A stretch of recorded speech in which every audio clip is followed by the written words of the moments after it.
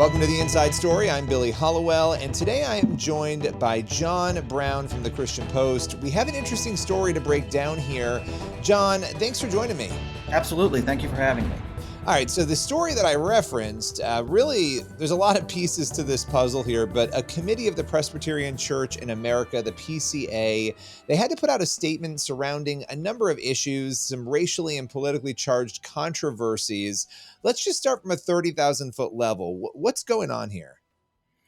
Well, to start, the PCA is the second largest Presbyterian denomination in the United States, and they're also arguably the only, they're the most prominent conservative Orthodox Presbyterian denomination because, as many know, the PCUSA is largely very liberal. So these controversies are concerning for that point alone.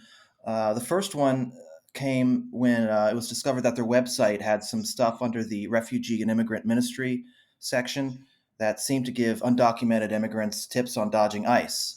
For instance, here's how to stay under the radar, don't give them your documentation, so on and so forth. So when that became public, that didn't sit well with a lot of the folks in the PCA, and they felt it was going against the Bible, against their own confessions of obeying, the civil magistrate. And so they eventually apologized.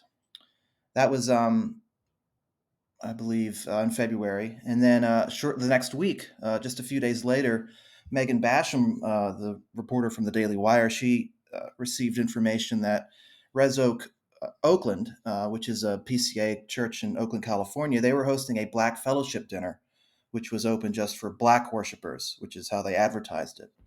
And it was it was being led by the head speaker was a guy named Erwin Ince, who is the head of the MNA, which is the missions arm of the PCA, they're the ones behind all of this controversy.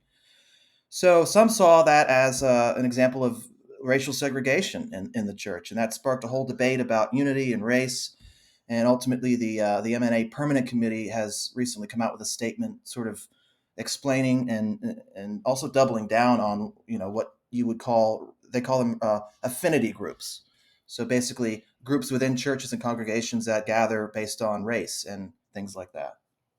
Yeah, okay. You gave a little bit of background there on the Mission to North America, the MNA. Can you tell us a little bit more about their role and what they do? Just because that, all these little bodies that are within denominations and churches, people sometimes don't know. So if you could just give a little more background on them. Yeah, it's basically the PCA's outreach squad in North America. Their main gig is helping start new churches, church planning, and they keep existing ones fired up and connected to their communities. They have ministries, as I said, with the refugee and immigrant thing, which is all about helping churches with helping newcomers and with open arms and loving their neighbors, so on. But it's part of it's something within the denomination, which a lot of people in those churches might not even know these things exist. Yeah, I mean, so going back to the immigration controversy, the apology, did we get any information on, in that apology, how this happened, why it happened? I mean, what was sort of the context of it? Because as you were saying, these are things that, if you're looking at a more conservative denomination, this is what's going to get people very worried and upset about what's to come if you're starting to see these sorts of things happen for those who are concerned about maintaining that posture. Right. Well, they publicly repented, MNA, for this guidance, and from what I remember, some of the people that I spoke to told me that a lot of the people in the church were not aware that this guidance was being promulgated by the MNA, and so a lot were concerned that they were essentially coaching people how to break the law, and that did not jive with the church's take on Romans 13, which encourages people, Christians, to respect their authorities, and they also felt like it was politicizing.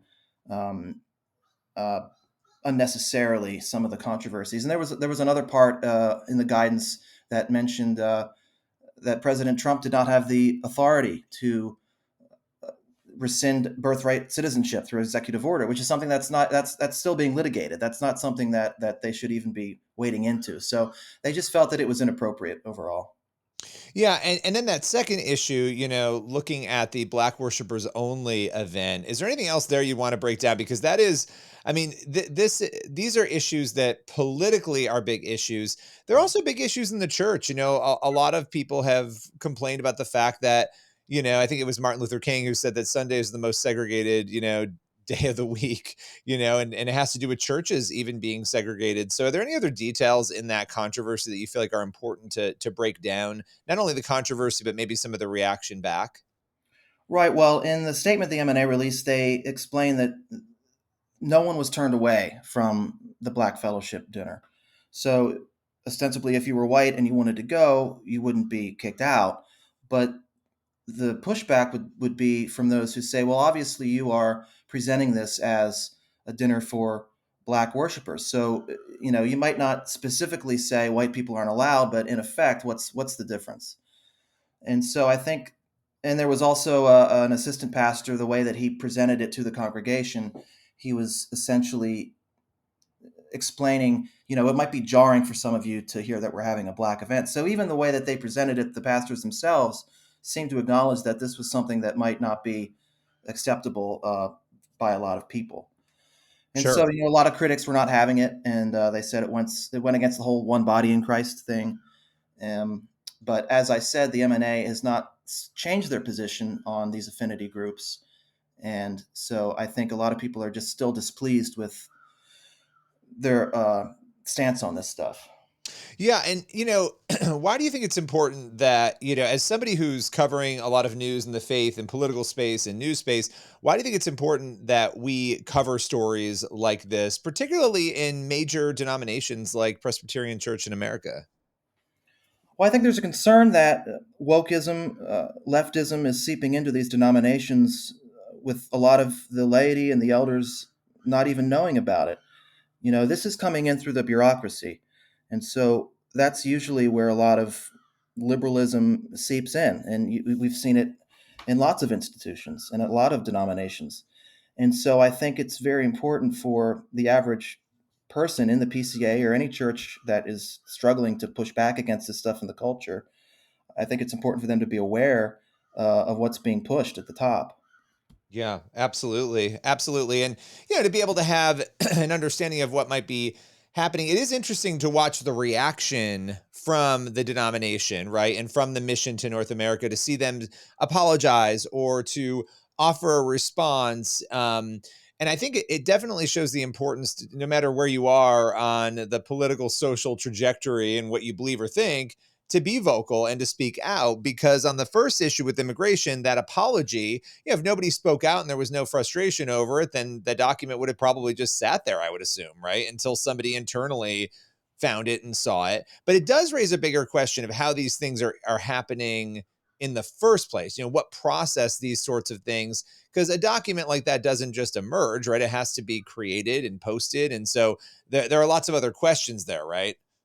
Yeah, and I also just want to point out that the M&A condemned racism and segregation in their statement, but they also affirmed affinity groups. And so you can say that it's almost like they're fighting about semantics here. So yes, we're condemning segregation, but we're also supporting these groups that are essentially segregated. And a lot of people are saying, what is the difference here? A lot of the people who support it, they're saying, well, the difference is what is the reason behind these things. But in the end, some would say, what is the effect? How is that any different?